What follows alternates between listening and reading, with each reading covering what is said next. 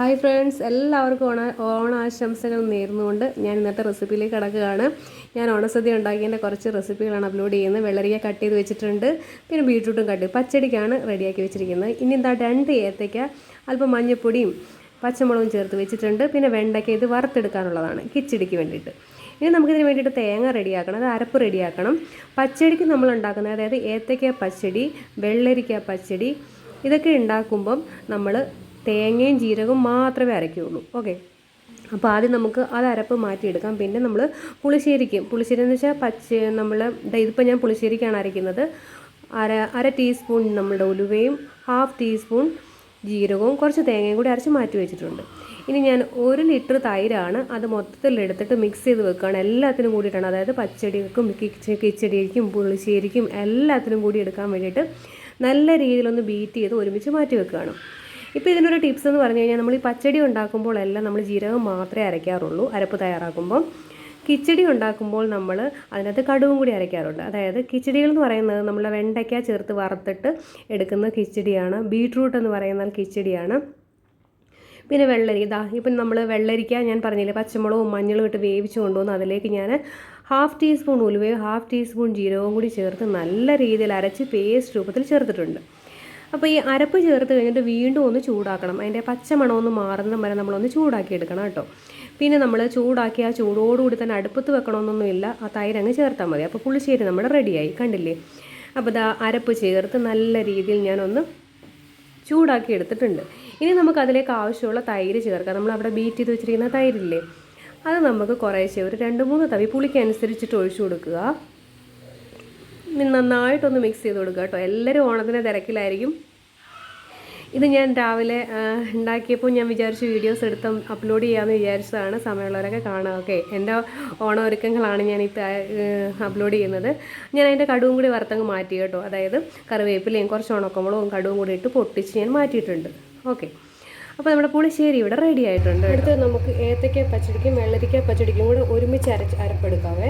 അതിനായിട്ട് ജീരകമാണ്, ഒരു 4 ടേബിൾ സ്പൂണോളം ജീരകം ചേർത്തിട്ടുണ്ട്. രണ്ടിനുള്ള ഒരു കൂട്ടായത് കൊണ്ടിട്ടാണ് ഒരുമിച്ച് അരയ്ക്കുന്നത്. ഇനി കുറച്ച് വെള്ളം കൂടെ ഒഴിച്ച് നമുക്ക് ഒന്ന് അരച്ചെടുക്കാം. ഇപ്പോൾ രണ്ടിനുള്ള അരപ്പ് റെഡി ആയിട്ടുണ്ട്. നമുക്ക് 2 പാത്രത്തിലായിട്ട് ഒഴിച്ചു കൊടുക്കാം. ഒന്ന് ഏത്തയ്ക്കയ്ക്കും ഒന്ന് വെള്ളരിക്കയ്ക്കും.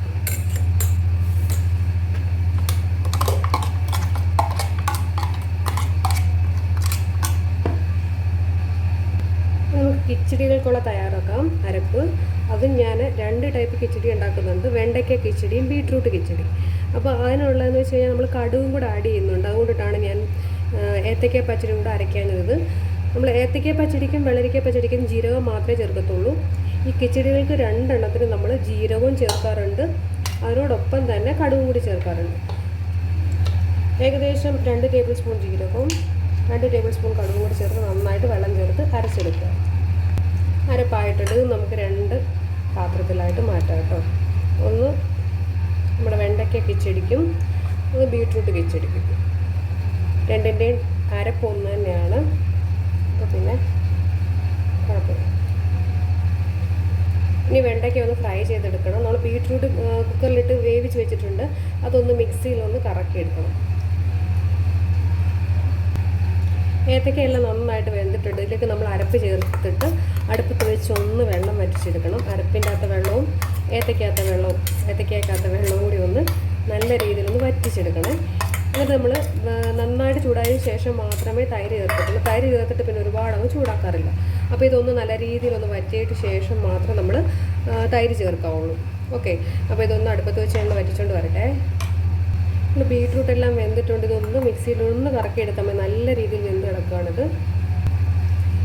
ബീട്രൂട്ട് നമ്മൾ അരച്ചതിൻ്റെ അകത്തോട്ട് നമ്മൾ ഈ അരച്ച് വെച്ച് കടുകും ജീരകവും ചേർത്ത് അരച്ച് വെച്ചിരിക്കുന്ന അരപ്പൂടെ ചേർത്തിട്ട് ഗ്യാസ് വെച്ച് നന്നായിട്ട് നമുക്ക് ചൂടാക്കണം. ചൂടാക്കിയതിന് ശേഷം മാത്രമേ നമ്മൾ തൈര് ചേർക്കാവുള്ളൂ.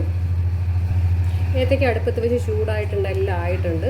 ഇതിലേക്ക് നമുക്ക് നല്ല തൈര് ഒഴിച്ച് വയ്ക്കാം. കട്ട തൈര് നമ്മൾ നേരത്തെ ബീറ്റ് ചെയ്ത് വെച്ചിരുന്ന തൈരാണ്, അത് ഒഴിച്ച് കൊടുക്കാം. പച്ചടിയൊക്കെ വെന്തിട്ടുണ്ട്. ഇനി നമുക്ക് അതിനുള്ള കടുവ് ഒന്ന് ഇട്ട് കൊടുത്തേക്കാം.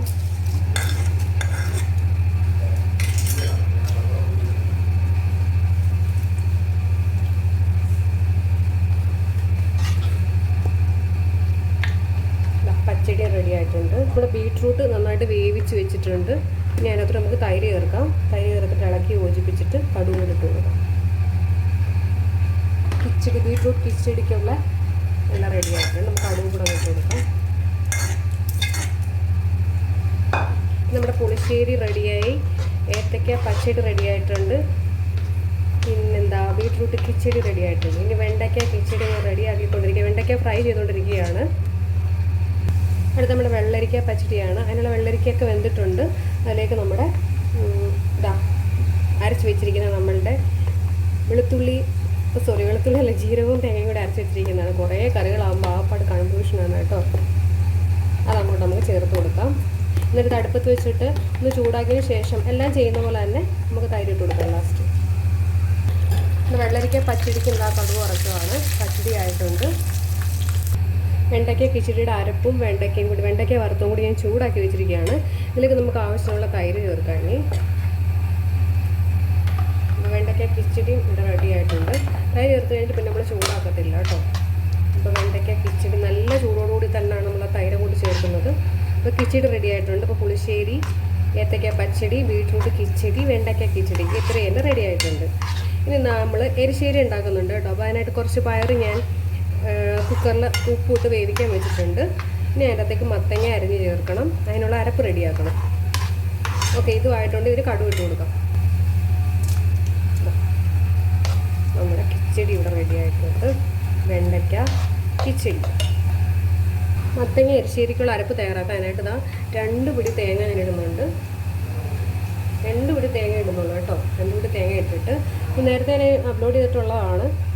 1/2 ടീസ്പൂൺ പെരുംജീരകം, 1 ടേബിൾ സ്പൂൺ കുരുമുളക്, 5-8 തല്ലി വെളുത്തുള്ളി, ഇത്രയും കൂടി ഒന്ന് ചതച്ചെടുക്കാം. നമ്മൾ വേവിച്ച് വെച്ചിരിക്കുന്ന പയറിലേക്ക് നമുക്ക് പകുതിയോളമുള്ള മത്തങ്ങയാണ്, അതുകൂടി ഇട്ട് കൊടുക്കുകയാണ്. ഇനി ഒരു 3 തക്കാളി ഇട്ട് കൊടുക്കുക. പിന്നീട് നമ്മുടെ അരപ്പ്, ചതച്ച് വെച്ചിരിക്കുന്ന അരപ്പ്, പെരുംജീരകവും കുരുമുളകും വെളുത്തുള്ളിയും കൂടെ ചതച്ചാണ്. ഇതും കൂടി ഇട്ട് കൊടുത്തിട്ട് ഒരൊറ്റ വിസിൽ ഓഫ് ചെയ്യുക. ഒരു 1/2 ടീസ്പൂൺ മഞ്ഞൾപ്പൊടിയും കൂടി ഇട്ട് കൊടുക്കുക. പിന്നീട് 1 ടേബിൾ സ്പൂണോളം ഉപ്പും കൂടി ഇട്ട് കൊടുക്കുക. കുറച്ച് ധൃതി ആയതുകൊണ്ടിട്ട് പെട്ടെന്ന് നമ്മളുടെ എരിശ്ശേരിയുടെ എരിശ്ശേരിയുടെ മത്തങ്ങയും നമ്മുടെ എന്താ പറയുക പയറൊക്കെ നന്നായിട്ട് വെന്തിട്ടുണ്ട്. തേങ്ങ അരപ്പും ഒക്കെ നന്നായിട്ട് വെന്ത് അതിലേക്ക് നമ്മൾ കടുക് വറുത്ത് ചേർക്കുകയാണ്. കുറച്ച് മുളക് പൊടിയും ചേർത്തിട്ടുണ്ട്. ഇത്രയേ ഉള്ളൂ സംഭവം. ഇനി ഒന്ന് ഇളക്കി യോജിപ്പിക്കുക. നമ്മളുടെ മത്തങ്ങ എരിശ്ശേരി ഇവിടെ റെഡി ആയിട്ടുണ്ട്. ഓക്കെ, കണ്ടിട്ട് കുറച്ച് ദിവസം നമ്മുടെ എരിശ്ശേരിയൊക്കെ ഇവിടെ സെറ്റായിട്ടുണ്ട്. എരിശ്ശേരി നമുക്ക് ഈ പാത്രത്തിലേക്ക് മാറ്റാം. എനിക്ക് കുക്കറിന് ആവശ്യമുണ്ട്, അത് കാരണം ഞാൻ ഇതിലേക്ക് മാറ്റുകയാണ്. ഇനി നമ്മളത് അവിയൽ വെക്കണം, എനിക്ക് തോരനും വെക്കണം, പരിപ്പും ഒന്ന് സെറ്റാക്കാനുണ്ട്. അപ്പോൾ ഇത് എടുത്തിട്ടെ ചെറുപയർ നന്നായിട്ട് വറുത്തതിന് ശേഷം മിക്സിയിലിട്ടൊന്ന് ക്രഷ് ചെയ്തിട്ട് ഒരു 5-8 തല്ലി നമ്മുടെ ചെറിയ ഉള്ളിയില്ലേ അതും 2-3 പച്ചമുളകും ഉപ്പും കൂടിയിട്ട് വേവിച്ചെടുത്താണ് ഇത് കേട്ടോ. ആവശ്യത്തിന് വെള്ളവും ചേർത്ത് വേവിച്ചെടുത്താണ്. അപ്പോൾ ഇനി നമുക്ക് അരപ്പ് ചേർക്കാം. അതിനായിട്ട് 3-4 അല്ലി അതിൽ കൂടുതൽ വെളുത്തുള്ളി എടുത്തിട്ടുണ്ട്, ചവയ്ക്കുമായിരിക്കും. അപ്പോൾ അത് മാറ്റിയിട്ട് 2-3 കുഞ്ഞുള്ളിയും കൂടി ഇട്ട് കൊടുത്തിട്ടുണ്ട്. അതിലേക്കൊരു ജീരകം കുറച്ച് കൂടുതൽ ചേർത്തോണം കേട്ടോ, നമുക്ക് ടേസ്റ്റ് നന്നായിട്ട് നിൽക്കണം. കുറച്ചൊരു 1 ടേബിൾ സ്പൂണോളം ജീരകം ചേർത്തിട്ടുണ്ട്. ഇനി ആവശ്യമുള്ള തേങ്ങയും ചേർത്ത് നമുക്കിത് അരച്ചെടുക്കാം. ആവശ്യം എന്ന് പറഞ്ഞു കഴിഞ്ഞാൽ പരിപ്പ് അത്രയില്ല, അപ്പോൾ ഒരു 3 പിടി കണക്കാക്കി ഇങ്ങനെ ഇട്ട് കൊടുക്കുന്നുണ്ട് കേട്ടോ തേങ്ങ.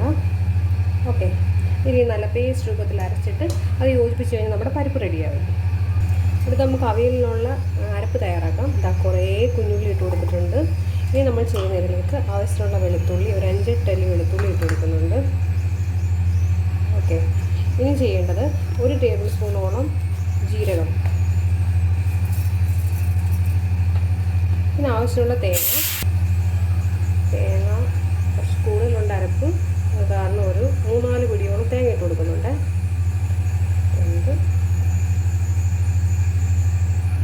ഇത്രയും മതിയാവും എന്ന് തോന്നുന്നു, കുറച്ചും കൂടി ഇട്ടേക്കാം. ഓക്കെ, അപ്പോൾ ഇത്രയും മതി. ഇതൊന്ന് ചതച്ചെടുക്കാം. കഷ്ണമൊക്കെ ഞാൻ ഇവിടെ റെഡിയാക്കി വെച്ചിട്ടുണ്ട്. ഇത് ചതച്ചുകൊണ്ട് വരാം. നമുക്ക് കഷ്ണത്തിലേക്ക് അരച്ചുകൊണ്ട് വന്നിരിക്കുന്ന അരപ്പ് ഇട്ട് കൊടുക്കാം. അത്രയും മതിയാവും എന്നറിയത്തില്ല, വേണമെങ്കിൽ നമുക്ക് കുറച്ചും കൂടി ചതച്ച് ചേർക്കാം. ഓക്കെ, നമുക്ക് പുരട്ടി നോക്കാം, അപ്പോൾ അറിയാൻ പറ്റും എന്തുമാത്രം വേണമെന്ന്. അതിനായിട്ട് 1 ടേബിൾ സ്പൂണോളം ഉപ്പ്, 1/2 ടീസ്പൂൺ മഞ്ഞൾപ്പൊടി ഇട്ട് കൊടുക്കുന്നുണ്ട്. വെളിച്ചെണ്ണ ഒഴിച്ചു കൊടുക്കുകയാണ്. നല്ല രീതിയിൽ തന്നെ ഒഴിച്ചു കൊടുക്കുക. എന്നിട്ട് കൈവച്ച് നന്നായിട്ട് തിരുമ്മി യോജിപ്പിക്കുക. തേങ്ങ കുറച്ച് കുറവായിട്ട് തോന്നി ഞവടിയപ്പോൾ, അപ്പോൾ ഞാൻ കുറച്ച് തേങ്ങയും കൂടി ഒന്ന് ചതച്ച് ചേർക്കുകയാണ്. ഒരു 2 പിടിയോളം കണക്കാക്കി ഒന്ന് ചതച്ച് ചേർക്കുകയാണ്. അപ്പോൾ അതിലേക്ക് വീണ്ടും കുറച്ച് ജീരകം ഇട്ട് കൊടുക്കണം. ബാക്കി തേങ്ങ ചതച്ച് കൊണ്ടുവന്നിട്ടുണ്ട്. ഇട്ട് കൊടുത്തിട്ട് നന്നായിട്ട് നമുക്ക് ഇളക്കി യോജിപ്പിക്കണം. നന്നായിട്ട് കൈവച്ച് തന്നെ ഞവടി യോജിപ്പിച്ചിട്ട് നമുക്കിത് കുറച്ച് നേരം ഒന്ന് വെച്ചിട്ടൊന്ന് ആവിയേറ്റുന്നതായിരിക്കും നല്ലത്. അപ്പോൾ നല്ല രീതിയിൽ നല്ല ടേസ്റ്റൊക്കെ ആയിരിക്കും ഇതിന്. ഓക്കെ, ആയിട്ടുണ്ട് ഏകദേശം. കുറച്ച് വെള്ളം കൂടി ഒന്ന് വെച്ച് കൊടുക്കാം നമുക്ക് വേവിക്കാനും. ആ ജാറ് കഴുകിയ വെള്ളമാണ്, അത് ഞാൻ അങ്ങനെ മുകളിലേക്ക് ഒഴിച്ചു കൊടുക്കുകയാണ്. അത്രയും മതിയാവും. ഇതിലിരുന്ന് വെന്തോളും. നമുക്കിത് അടച്ച് വെച്ച് വേവിക്കും.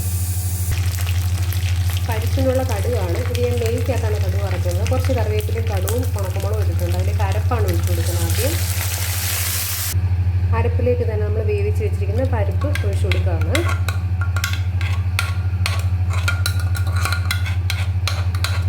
ഇതൊന്ന് ചൂടാക്കി എടുക്കണം കേട്ടോ. അത്രയേ ഉള്ളൂ. നമ്മുടെ പരിപ്പ് വെന്തിട്ടുണ്ട്. ഇനി എനിക്ക് കടലപ്പായസം ഉണ്ടാക്കണം. അതിനായിട്ട് ഞാൻ കടല വേവിക്കാൻ വെച്ചിട്ടുണ്ട് കുക്കറിൻ്റെ അകത്ത്. കുറച്ച് ശർക്കര ഉരുക്കണം, തേങ്ങാപ്പാൽ എടുക്കണം. എന്നിട്ട് അത് ഞാൻ കാണിക്കാം. ഓക്കെ, അപ്പോൾ നമ്മുടെ പരിപ്പ് ഏകദേശം ഇതിൽ ഞാൻ മഞ്ഞൾപ്പൊടി ചേർക്കാത്ത പരിപ്പാണ് കേട്ടോ. എനിക്ക് ആ കളറ് അങ്ങനെ തന്നെ വേണം, അതുകൊണ്ടിട്ട് മഞ്ഞൾപ്പൊടി ചേർക്കുന്നില്ല.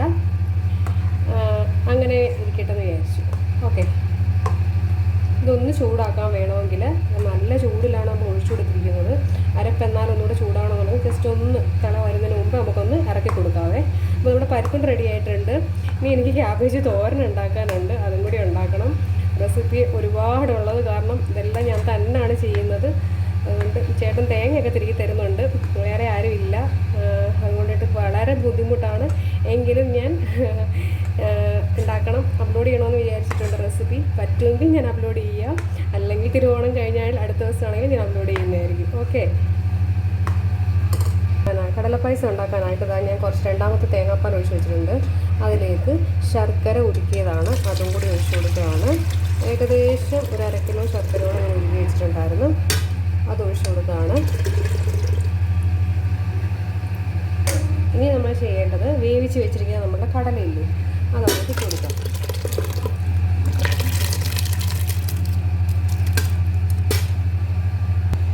അതിലേക്ക് തന്നെ നമ്മളുടെ വേവിച്ച് വെച്ചിരിക്കുന്ന ചൗവരിയും കൂടെ അങ്ങ് യോജിപ്പിക്കുകയാണ്. എന്നിട്ട് ഇതെല്ലാം കൂടി നമ്മൾ ഇപ്പോൾ 2ാം പാലുണ്ട്, കടലയ്ക്ക വേവിച്ചതുണ്ട്, വെള്ളത്തിലിട്ട് കുതിർത്ത കടലയായിരുന്നു വേവിച്ചത്.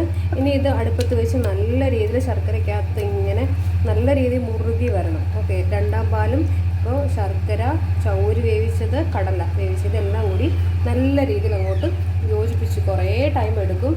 ഇത് കുറച്ച് സമയം എടുത്തിട്ട് നമുക്കിത് യോജിച്ച് കിട്ടുകയുള്ളൂ. അപ്പോൾ ഇത് അടുപ്പത്ത് വെച്ച് നമുക്ക് നല്ല രീതിയിലൊന്ന് കുറുക്കി വരുന്നിട്ട് ലാസ്റ്റ് നമ്മൾ ഇറക്കുന്നതിന് മുൻപായിട്ട് 1ാം പാൽ ചേർക്കണം. പിന്നെ ഏലക്ക പൊടിച്ചതും ചേർത്തോളൂ കേട്ടോ. ഏലക്കയും കൂടെ ചേർത്തിട്ട് വേണം അടുപ്പത്ത് വെക്കാൻ. ഓക്കെ, ക്യാബേജ് തോരനുള്ള എല്ലാം ഞാൻ അരിഞ്ഞിട്ടുണ്ട്. നമ്മളതിലേക്ക് കുറച്ച് തേങ്ങയും കൂടി ഇട്ട് നന്നായിട്ട് യോജിപ്പിച്ചിട്ട് ഉപ്പും ചേർത്ത് യോജിപ്പിച്ച് കടുക് വറുത്തെടുത്താൽ മതി. ഇതിലേക്ക് ആവശ്യമുള്ള ഉപ്പും ചേർത്ത് നന്നായിട്ടൊന്ന് യോജിപ്പിക്കാം കഴിച്ച്. ഇനി ഇത് 1/2 ടീസ്പൂൺ പെരുംജീരകവും 1/2 ടീസ്പൂണ് നമ്മുടെ ഉഴുന്നും കൂടി ഇട്ട് കടുക് പൊട്ടിച്ചിട്ട് വേവിച്ചെടുക്കാം. നമ്മുടെ ക്യാബേജ് തോരനും ആയിട്ടുണ്ട്. ഇനി കടലപ്പായസം കൂടി ഉള്ളു വേവിക്കാൻ. എല്ലാം ആയിട്ടുണ്ട്. ചെറിയ ഒരു പാത്രത്തിലേക്ക് എനിക്കത് മാറ്റുന്നു. നമ്മുടെ കടലപ്പായസമൊക്കെ ഇവിടെ റെഡി ആയിട്ടുണ്ട്. അതിലേക്ക് ഇതാ നമ്മുടെ കാഷ്നട്ടും കിസ്മിസും കുറച്ച് തേങ്ങയൊക്കെ ഒന്ന് വറുത്താണ്. കഴിഞ്ഞു. ഇനി പപ്പടം കൂടി വറുത്താൽ മതി. നമ്മുടെ കടലപ്പായസമൊക്കെ ഇവിടെ നല്ല സെറ്റായിട്ടുണ്ട്. കുറച്ച് മിൽക്ക് മോയിഡ് കൂടി ഒരു മുകളിലോട്ടൊന്ന് ഒഴിച്ചു കൊടുക്കുന്നുണ്ട്. കുറച്ച് മിൽക്ക് മോയിഡ് കൂടെ ഒഴിക്കുകയാണേ, നല്ല അടിപൊളി ഒരു ടേസ്റ്റ് കിട്ടാൻ വേണ്ടി. ഇത് ഞാൻ ഇന്നലെ കുഴച്ച് വെച്ച് പായസപ്പൊടിയുടെയാണ്. അപ്പോൾ അതുകൂടെ അങ്ങ് ഉണ്ടാക്കിയേക്കാന്ന് വിചാരിച്ചു. ഇതിൻ്റെ കൂട്ടൊക്കെ ഞാൻ ഇന്നലെ പറഞ്ഞു തന്നിട്ടുള്ളതാണ്. ഇന്നലെ എടുത്ത വീഡിയോ ഉണ്ട്, ഇതിനകത്ത് അപ്ലോഡ് ചെയ്യാം, അതും കൂടി അപ്ലോഡ് ചെയ്യാം. അപ്പോൾ ഇതാ മൈദയുടെ ബോളുകൾ ഇങ്ങനെ ഓരോന്നോരോന്ന് എടുക്കുക. എന്നിട്ട് നമ്മൾ അരിപ്പൊടി തൂക്കിയിട്ടൊന്ന് പരത്തി കൊടുക്കുക. എന്നിട്ട് നമ്മൾ കടല വേവിച്ച് ഉടച്ച് വെച്ചിരിക്കുകയാണ്, പഞ്ചസാര ചേർത്തത്, അത് അതിൻ്റെ അകത്തേക്ക് ചേർക്കാനുള്ളതാട്ടോ. ഇതൊന്ന് പരത്തിയതിന് ശേഷം നമുക്ക് കടല അകത്ത് വെച്ചിട്ട് റെഡിയാക്കാം കേട്ടോ. സത്യം പറഞ്ഞാൽ 1:30 ഊണ് വിളമ്പേണ്ട സമയമാണ്. ഞാൻ ഇതും കൂടി ഉണ്ടാക്കിയിട്ട് എന്തായാലും വിളമ്പുന്നുള്ളൂ എന്ന് വിചാരിച്ചിട്ടാണ്. കുറേ ഇന്ന് ഉണ്ടാക്കിയിട്ടുണ്ട് സംഭവങ്ങളൊക്കെ. ഇന്ന് യൂട്യൂബിലൂടെ അപ്ലോഡ് ചെയ്യണമെന്ന് കൂടെ വിചാരിച്ചിട്ടാണ് ഞാൻ കുറച്ചും കൂടി കൂടുതലായിട്ട് ഉണ്ടാക്കിയത്. അല്ലെങ്കിൽ ഇത്രയൊക്കെ തന്നെ ഉണ്ടാക്കും.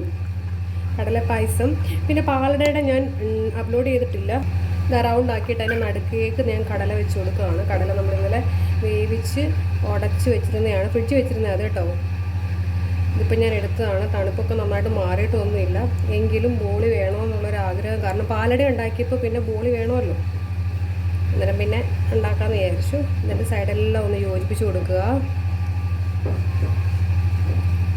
എന്നിട്ട് നമ്മൾ ചപ്പാത്തിക്ക് പരത്തുന്ന പോലെ അങ്ങോട്ട് പരത്തി കൊടുക്കുക. വളരെ സാവധാനത്തിൽ പരത്തി കൊടുക്കുക. പിന്നെ അധികം ഒന്നും ഉണ്ടാക്കുന്നില്ല, 3-4 എണ്ണ ഉണ്ടാക്കുന്നുള്ളൂ. ഊണിന് ആവശ്യമായിട്ടുള്ളത് മാത്രം. ഓക്കെ, കൈ വെച്ച് തന്നെ ഇങ്ങനെ ഒന്ന് റൗണ്ടാക്കി കൊടുത്തിട്ട് നമുക്കിത് പരത്താം. ഇപ്പോൾ ലൈറ്റ് ഓണാക്കാൻ ബാറ്ററി ലോ ആണ്. അത് കാരണം ഇത് വേണ്ട നമ്മൾ പാന വെച്ചിട്ടൊന്ന് ചുട്ടെടുക്കണം. ഇത്രയേ ഉള്ളൂ, സംഭവം കഴിഞ്ഞു.